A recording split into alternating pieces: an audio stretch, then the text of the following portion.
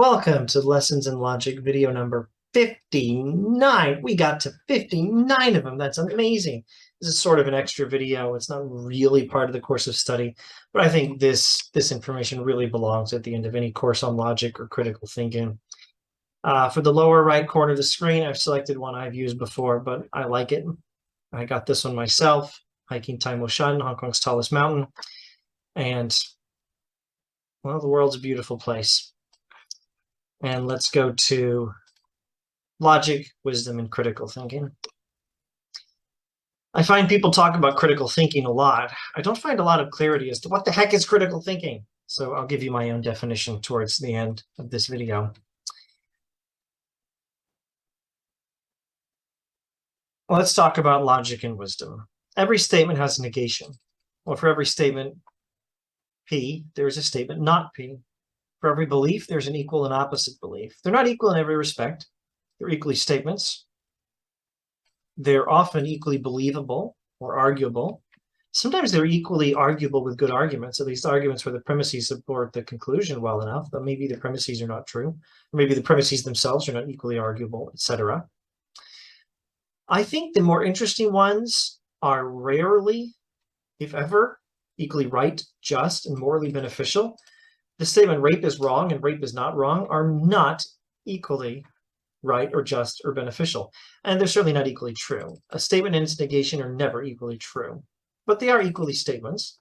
And sometimes they're equally believable and arguable. Sometimes with pretty decent arguments.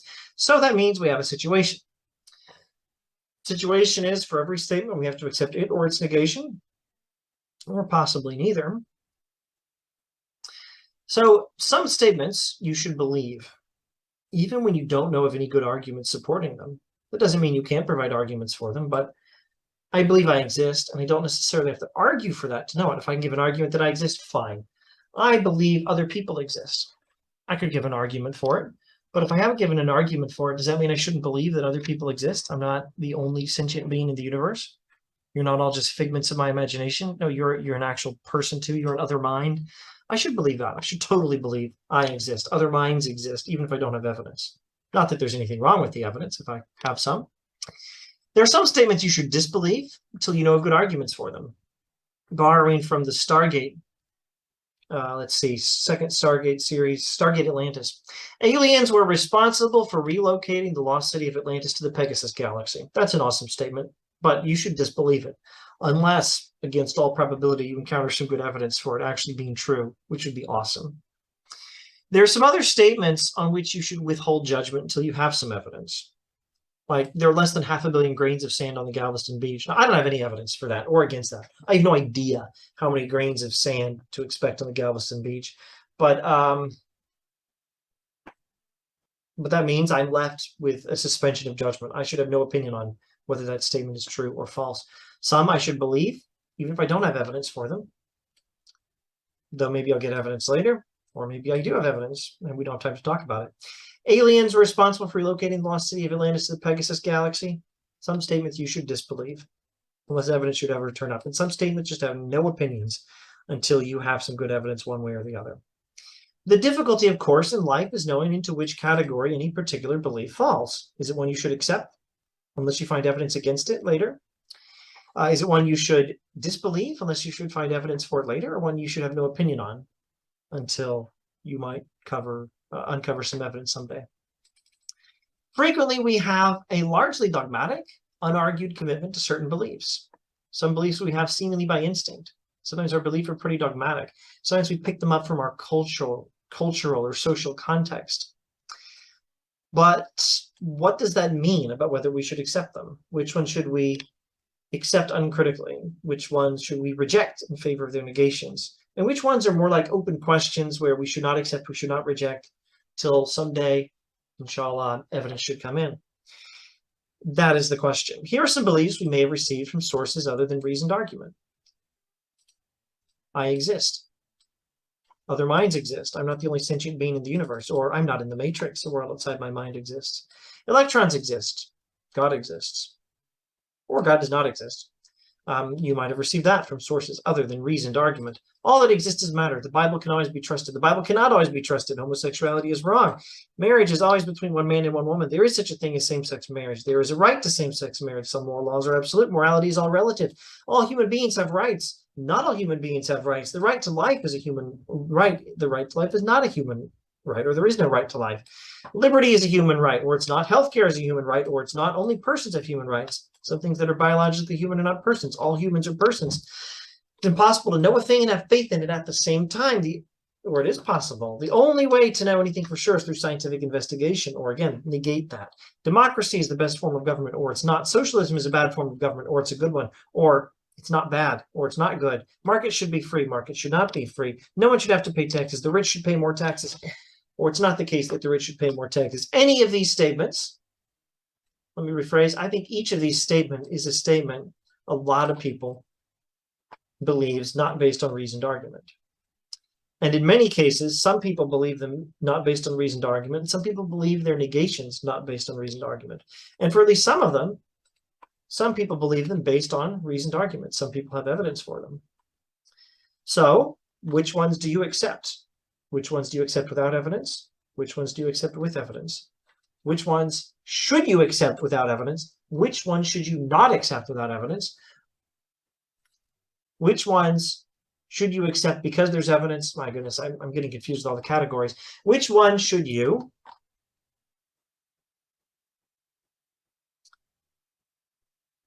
accept until you find evidence against it, if that ever happens? Which one should you just reject in favor of its negation? Which one should you have no opinion on until you should happen to find evidence for or against it? These are some of the urgent questions that people talk about. These are some of the questions we vote on. These are the questions we argue about on the internet. These are the questions your crazy uncle or your crazy cousin or your friend from high school who has betrayed you by changing to all the wrong opinions. These are the questions we disagree about in these contexts. Here are some suggestions. Here's what you should do. And I'm not actually going to answer the key question I asked. Here's what you should do. You should use logic as support for the statements you should not believe without arguments for them. You should give up any beliefs which logic compels you to give up, or you have a good argument that a statement is false. Be willing to believe without logic any statements you should believe, even in the absence of logic. These statements do exist. Here are 1, 2, and 3. So there's at least 3, and there might be a lot more. But above all, have the wisdom to know the difference. That's all I can give you. Have the wisdom to know the difference. Now, logic is not going to tell you how to have the wisdom to know the difference. Now, I might actually be able to tell you. I've studied enough philosophy and some theology and sometimes even Shakespeare that I might actually know in some cases which ones you should accept because there's evidence for them, or reject because there's evidence against them, or accept even without evidence until maybe you should find evidence against it, or reject until further notice, but maybe you'll find evidence for them later. I might know some of the answers, but if I do know, I didn't get it from logic. Logic is a tool to use in the study of everything else. To have the wisdom to know the difference, you have to study everything else. Get wisdom. Now, where are you going to get wisdom? Well, the study of philosophy is recommended. It's a good way to seek wisdom. I'm also going to recommend theology and Shakespeare and Tolkien. Lots of Tolkien. Have the wisdom to know the difference. Find wisdom where you can. I'm certainly not against all the other things, though, science, economics. I'm a fan of learning stuff. I recommend going where you can to find some wisdom. Of course, it might take wisdom to know where exactly you're going to need to go to find the most wisdom. At any rate, I'm a fan of philosophy, and I recommend some of these points. Here's some classic viewpoints in critical thinking from the history of philosophy. Actually, no, these are not classic viewpoints. These are some classic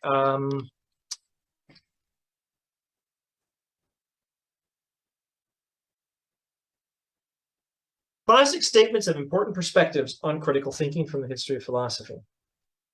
Plato's Apology, Anselm's Proslogion, Descartes' Discourse on Method, The Will to Believe by William James, and we can add to that some Nietzsche, some Plantinga. We don't have to stick with the West.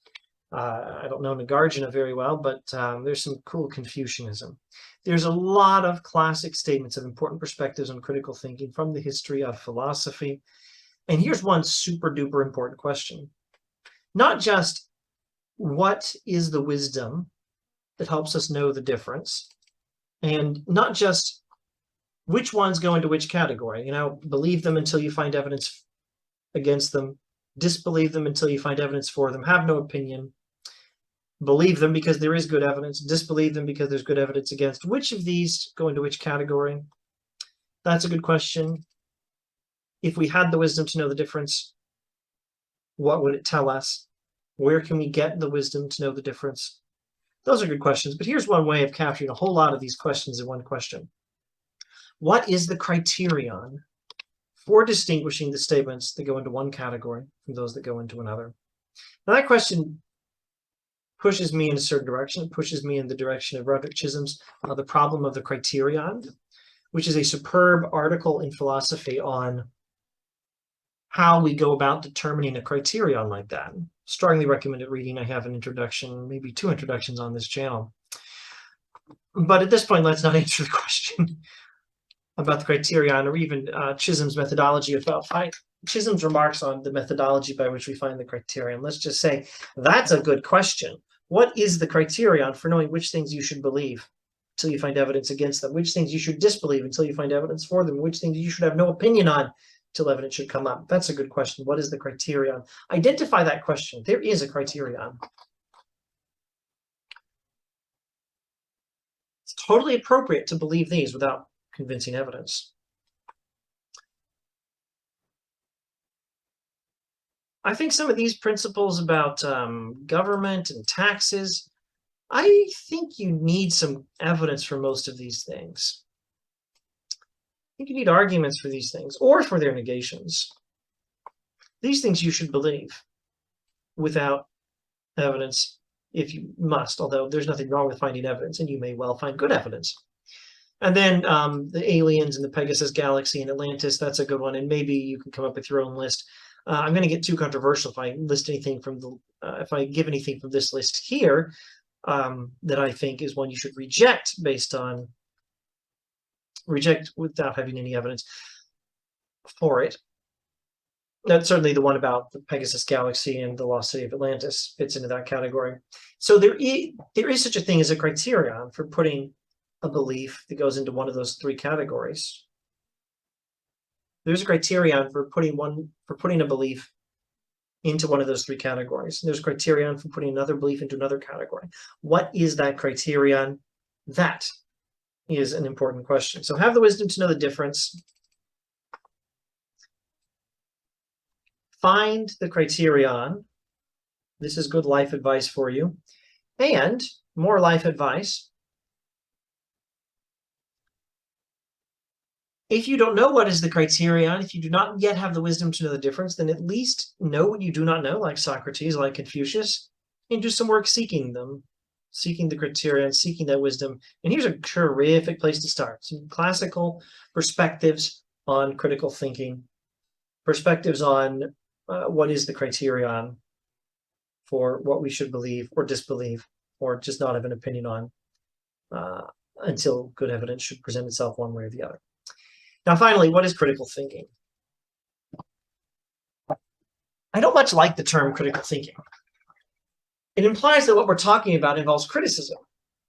Well, it does, but it implies that that's it. I think critical thinking is a particular figure of speech. The term critical thinking is, I want to say metonymy, and I don't think that's quite the word I want. And now I remember the word I want. And I mispronounced it or misspelled it before on this channel. Let's see if I can get it right this time. Just a moment. I don't know what on earth this cricket definition is for. There we go. That's what I want. This Wikipedia definition is good. Synecdoche, I hope I'm pronouncing it correctly. Synecdoche is a type of metonymy. It's a figure of speech in which a term for a part of a thing is used to refer to the whole. Now, metonymy is a particular kind of figure of speech. Shall we give a working definition of metonymy?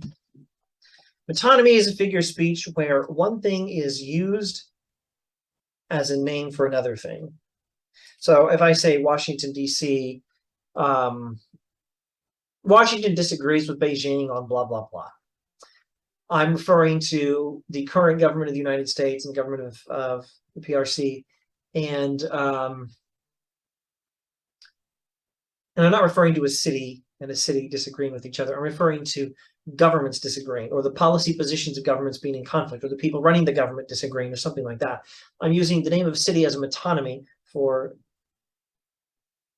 people who work there, or people who run the governments that are headquartered there, or something like that. Metonymy is that kind of figure of speech. Synecdoche is a particular kind of metonymy where a part is used as a name for a whole, or the name of a part is used as the name for a whole. So if I point to a car, an automobile, and I say, that's a nice set of wheels, you buy a fancy Lamborghini, and I say, hey, that's a nice set of wheels. Well, it's not a set of wheels, it's an automobile. But set of wheels can be used as a figure of speech referring to the whole thing that includes the wheels plus the rest of it. That's what synecdoche is. It's that kind of figure of speech. I think critical thinking, the name critical thinking, is a synecdoche for something else, for something that criticism is a part of. Critical thinking means thinking with criticism, literally, that's all it means, but that's a synecdoche for something bigger. The something bigger is something criticism is a part of. Thinking with criticism is a part of reasonable, logical thinking. And that's what I think critical thinking is. Critical thinking means this. I think critical thinking means this. Critical thinking means use logic for things you should not believe without logic, without evidence, without arguments. Give up beliefs logic has given you good arguments against. But also be willing to believe, even without logic, that you should believe even in the absence of logic. Criticize, in other words, where necessary, and don't where it's better not to criticize. And once logic has given you good evidence, or once you use logic to evaluate evidence, I should probably phrase it that way. Once you've used logic to evaluate evidence and found that the evidence is good, you should believe. Or maybe it's time to stop criticizing. Or maybe it's not. Depends on the belief, depends on the strength of the evidence, depends on what other evidence there may be.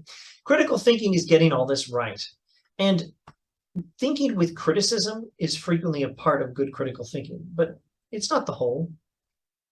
The name critical thinking is a synecdoche. It's an important part of the whole of this logical thinking where we're using good judgment to know the difference between what we should believe and why, what we should disbelieve and why, what we should have no opinion on and why. It's a type of proper believing where we're following those criteria, if we can find them, hopefully. But at any rate, we're doing our best. And a minimum, critical thinking should be doing all this stuff, or at least trying to do it all well. That's what critical thinking is. It means using logic well, but not necessarily relying on logic alone.